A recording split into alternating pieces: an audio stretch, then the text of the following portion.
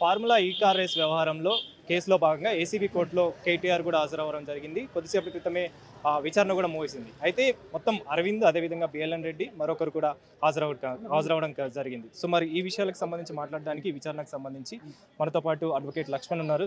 Sir చెప్పండి, ముఖ్యంగా ఈ ఫార్ములా ఈ కార్ రేస్ వ్యవహారంలో ఈరోజు ఏసీబీ కోర్టుకు సంబంధించి కేటీఆర్ కూడా హాజరవ్వడం జరిగింది. విచారణ ఎలా జరిగింది, దానికి సంబంధించి వివరాలు ఎలా? యాజ్ ఏ రెస్పాన్సిబిలిటీ తెలంగాణ సంక్షేమాన్ని కోరుకునే పర్సన్గా ఈరోజు కోర్టు నుంచి సమ్మన్ రిసీవ్ చేసుకున్న తర్వాత కేటీఆర్ గారు ఏసీబీ ప్రిన్సిపల్ కోర్టులో అపియర్ అవ్వడం జరిగింది. అదే ఛార్జ్ షీట్ నమోదు చేసిన తర్వాత కోర్టు నుంచి సమ్మన్ రిసీవ్ చేసుకున్న తర్వాత అపియర్ అవ్వడం జరిగింది. కేటీఆర్ గారి తరఫున సీనియర్ అడ్వకేట్స్తో పాటు బీఆర్ఎస్ లీగల్ టీమ్ ఈరోజు వకాలత్ సబ్మిట్ చేయడం జరిగింది. ఇక్కడ ఛార్జ్ షీట్ నమోదు చేసిన తర్వాత యాజ్ ఏ ప్రొసీజర్గా కోర్టు ఛార్జ్ షీట్ కూడా కేటీఆర్ గారికి ఈరోజు ఫర్నిష్ చేయడం జరిగింది. కోర్టు డైరెక్షన్ వరకు ₹1,00,000 సొంత పూచికత్తును ఈరోజు పర్సనల్ బాండ్ని కోర్టులో కేటీఆర్ గారు సబ్మిట్ చేయడం జరిగింది. ముఖ్యంగా చూసుకుంటే కాంగ్రెస్ పార్టీ అంటే ప్రభుత్వం వచ్చిన తర్వాత ఈ ఫార్ములా ఈ కార్ రేస్ వ్యవహారంలో అవినీతి జరిగింది. 55 కోట్లకు పైగా అవినీతి జరిగింది. అందులో ప్రముఖ పాత్ర పోషించింది కేటీఆర్ అని చెప్పేసి ఆర్బీఐ గైడ్లైన్స్ ఫాలో కావలేదు. అదేవిధంగా క్యాబినెట్ ఆమోదం లేకుండానే ఈ ఫార్ములా ఈ కార్ రేస్ వ్యవహారంలో ఆయన ఆమోదం తెలిపాడు, డబ్బులు మళ్లించారనేది ప్రధానంగా వస్తున్న చర్చ. దీని మీద ఏం మాట్లాడారు? క్లియర్గా మంచి క్వశ్చన్. ఇక్కడ అంటే ఒక మున్సిపల్ మంత్రిగా ఉన్నటువంటి కేటీఆర్ గారు కేవలం తెలంగాణ బ్రాండ్ ఎక్కడో ప్రపంచ దేశాలలో జరిగేటువంటి ఈ కార్ రేస్ని నా తెలంగాణ ఇమేజ్ని పెంచడానికి ఇక్కడ నిర్వహించడం జరిగింది. కేవలం స్టేట్ డెవలప్మెంట్ కోసం మాత్రం నిర్వహించడం జరిగింది. ఎక్కడ కూడా ఈ 54 కోట్ల ఏదైతే ఛార్జ్ షీట్లో వాళ్ళు మెన్షన్ చేసిన 54 crores ఎక్కడ మిస్అప్రోప్రియేషన్ అయినట్టు కానీ ఆ ఫండ్స్ని మిస్యూజ్ చేసినట్టు కానీ కేవలం ఆన్లైన్ ట్రాన్సాక్షన్ చేయడం జరిగింది. ఎక్కడ కూడా ఫండ్స్ మిస్అప్రోప్రియేషన్ అయితే నిజంగా కరప్షన్ జరిగినట్టు ఆధారాలు ఉంటే మాత్రం శిక్ష పడే అవకాశం ఉంటుంది. ఇక్కడ కూడా అది ఛార్జ్ షీట్ని కూడా ఎఫ్ఐఆర్ కూడా మనం గమనించినట్టయితే కేటీఆర్ గారు ఫండ్స్ను కానీ ట్రాన్స్ఫర్ చేయడం కానీ ఫండ్స్ని ఒక వ్యక్తి నుంచి ఒక వ్యక్తికి బదిలీ చేయమని డైరెక్షన్ ఇవ్వడం కానీ ఎక్కడ కూడా ఆధారాలు లేవు. కేవలం ఆరోపణ అనేది వాస్తవం కాదు, ఆరోపణ అనేది డాక్యుమెంటరీ ఎవిడెన్స్ కాదు, ఐ విట్నెస్ కాదు. కాబట్టి కోర్టు పరిధిలో అటువంటి దీన్ని మేము ఈ ఛార్జ్ షీట్ను కూడా ఫర్దర్గా ఏసీబీ ప్రిన్సిపల్ కోర్టులో సీరియస్గా డిఫెండ్ చేసే అవకాశం ఉంటుంది. అంటే ప్రధానంగా ఇప్పుడు ఎంతమంది వచ్చి ఛార్జ్ షీట్ తీసుకోవడం జరిగింది, అదేవిధంగా ఎలాంటి ప్రొసీజర్ జరగడం జరిగింది? ఈరోజు ఛార్జ్ షీట్ రిసీవ్ చేసుకున్న తర్వాత నలుగురు A1, A2, A3, A4 appear కావడం జరిగింది. నలుగురి తరపున సెపరేట్గా అడ్వకేట్స్ కూడా వకాలత్ ఫైల్ చేయడం జరిగింది. అందులో వకాలత్ వేసిన తర్వాత ఛార్జ్ షీట్ రిసీవ్ చేసుకోవడం జరిగింది. ఫార్ములా ఈ car race UK based company కాబట్టి వాళ్ళకి సర్వీస్ పంపినప్పటికీ ఇప్పటివరకు రిటర్న్ కావడం జరిగింది. దానికోసం ప్రాసిక్యూషన్ గారు 1 month టైం రిక్వెస్ట్ చేయడం జరిగింది ప్రిన్సిపల్ ఏసీబీ కోర్టు జడ్జి గారిని.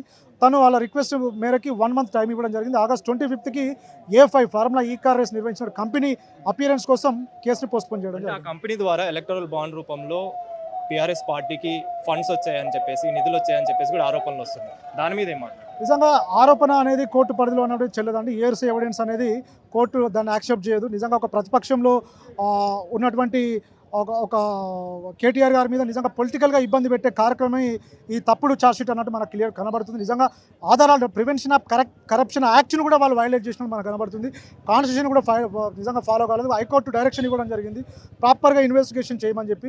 నిజంగా ఇన్వెస్టిగేషన్ చేసిన తర్వాత వాళ్ళు నిజంగా కేటీఆర్ గారి పేరును రిమూవ్ చేస్తే బాగుంటుంది. ఎక్కడ కూడా కేటీఆర్ గారు తప్పు చేసినట్టు ఆధారాలు మాత్రం వాళ్ళు సబ్మిట్ చేయకుండా ఛార్జ్షీట్ ఫైల్ చేయడం అనేది క్లియర్గా violation of the constitution, fundamental rights అని కరప్షన్ యాక్ట్స్ కూడా వాళ్ళు వైలేట్ చేసినట్టు మనకు కనబడుతుంది. ఆధారాలు చూపించలేకపోయారు. అంటే 25కు వాయిదా పడింది, కానీ ఈ రోజు జరిగిన విచారణకు సంబంధించి కావచ్చు, అటెండెన్స్కి సంబంధించి కావచ్చు, ఈ రోజు ఛార్జ్ షీట్లో మరి ఎలాంటి ఆధారాలు చూపించలేకపోయారు? ఆరోపణలని మీరు అంటున్నారు, వాటికి సంబంధించి అక్కడి నుంచి ఎలాంటి ఆధారాలు చూపించారు? అదే ఈ రోజు మేము ఛార్జ్ షీట్ రిసీవ్ చేసుకోవడం జరిగింది. రిసీవ్ చేసుకున్న తర్వాత మేము ఆల్రెడీ కేటీఆర్ గారు ఇన్వెస్టిగేషన్ కూడా సపోర్ట్ చేయడం జరిగింది. ఇన్వెస్టిగేషన్లో తన తప్పు లేదన్నట్టు కూడా ఇన్వెస్టిగేషన్ అధికారులకు కూడా కొంతవరకు తన ఇన్వెస్టిగేషన్కి పూర్తి సహకారం అందించడం జరిగింది. దాన్ని బేస్ చేసుకునే అంటే ప్రాపర్గా ఇన్వెస్టిగేషన్ జరగలేదు, ఫాల్స్ ఛార్జ్ షీట్ ఫైల్ చేసినట్టు మనకు కనబడుతుంది.